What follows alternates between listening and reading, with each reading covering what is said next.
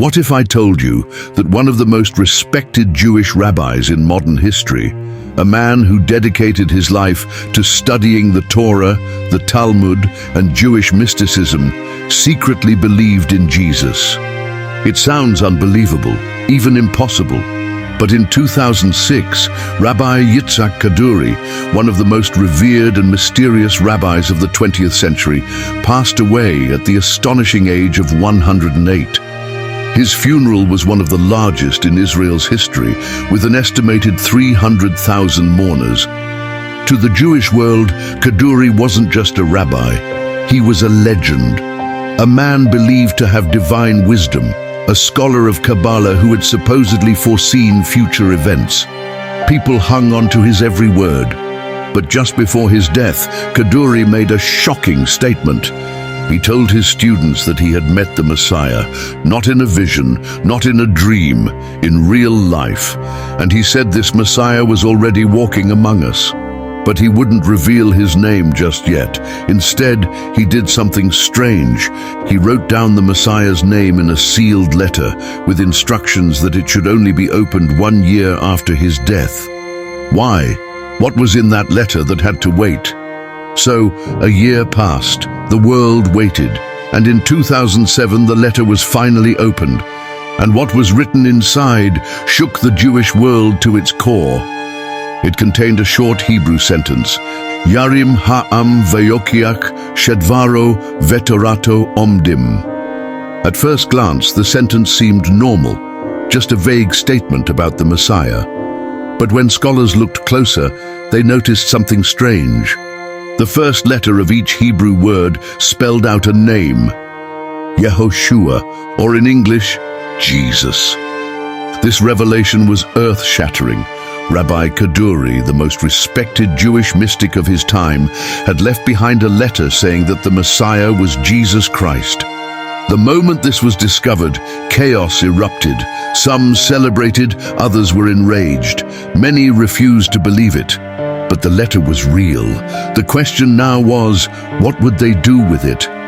Obviously, when the letter was made public in 2007, the reaction was immediate and explosive. Jewish communities, religious leaders, and scholars were stunned. The idea that Rabbi Yitzhak Kaduri, the most revered Jewish mystic of the 20th century, had pointed to Jesus as the Messiah was unthinkable. Denial spread like wildfire. Many dismissed the letter as a hoax. They argued that it couldn't have come from Kaduri himself, claiming it was a forgery meant to discredit Judaism. Others took a different approach. They said the letter had been altered, that Kaduri's disciples or even Christians had tampered with it to spread their beliefs. But here's where things get even more mysterious. Some of Kaduri's own followers, people who had been close to him in his final days, came forward and confirmed that the rabbi had, in fact, spoken of Jesus. They claimed that in private conversations, Kaduri had begun describing the Messiah in ways that sounded eerily like Jesus of Nazareth. Even more shocking, he had allegedly told his students to study the New Testament, something almost unheard of for a rabbi of his stature. And yet, not everyone believed it. Perhaps the strongest rejection came from Kaduri's own son, Rabbi David Kaduri. He dismissed the letter entirely, calling it a fabrication. He insisted that his father never spoke about Jesus, that the note was a forgery, and that people were twisting his father's words. But if that were true, then why did so many others, including some of Kaduri's closest students, say otherwise? Why was this letter met with so much fear and resistance? Was it really a forgery, or was this too dangerous a truth for the Jewish world to accept? Well, at this point, we have to ask a critical question. Why does this even matter? It matters because if Rabbi Kaduri, one of the most respected Jewish scholars in modern history, really named Jesus as the Messiah, why is this being ignored? Why the denial?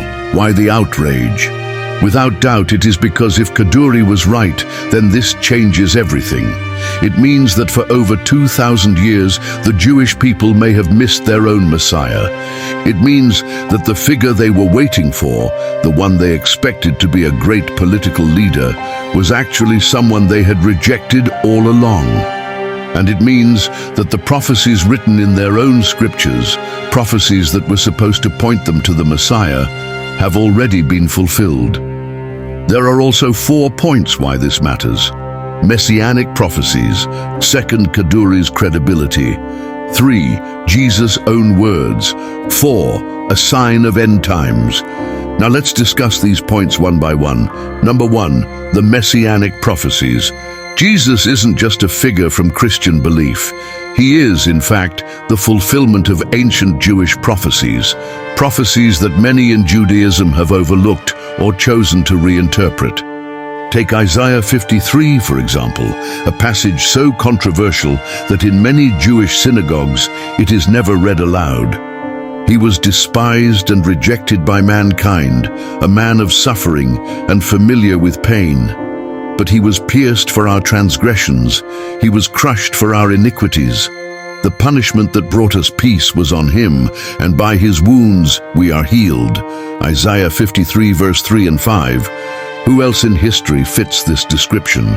Or Zechariah 12 verse 10, where God himself says, "They will look on me, the one they have pierced, and they will mourn for him as one mourns for an only child."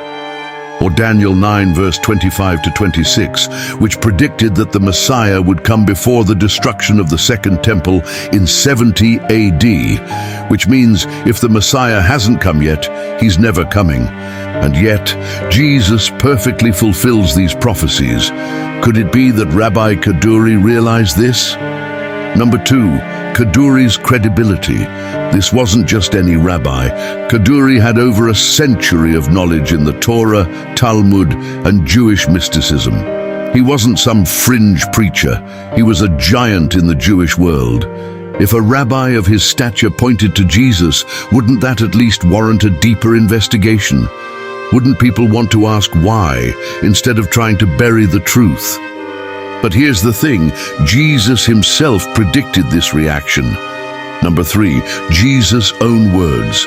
In Matthew 23 verse 39, Jesus made a startling prophecy. "You will not see me again until you say, 'Blessed is he who comes in the name of the Lord.'" In other words, Jesus foretold that the Jewish people would reject him, but one day they would finally recognize him. Could Rabbi Kaduri's revelation be a sign that this prophecy is unfolding right now? 4, a sign of the end times. Revelation 1 verse 7 makes it even clearer. "Behold, he is coming with clouds, and every eye will see him, even they who pierced him." The Bible tells us that before Jesus returns, the Jewish people will begin to acknowledge him as the Messiah.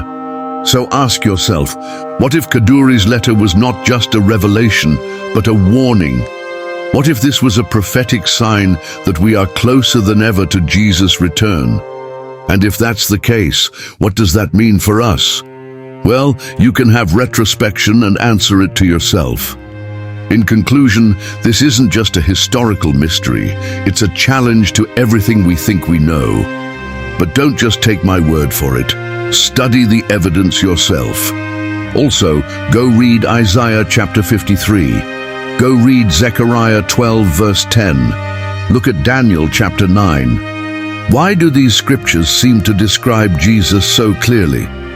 Now I want to hear from you. Do you think Kaduri's letter was real, or was it a hoax? Let me know in the comments. I want to hear your thoughts. And if you're watching this and you're Jewish, I challenge you.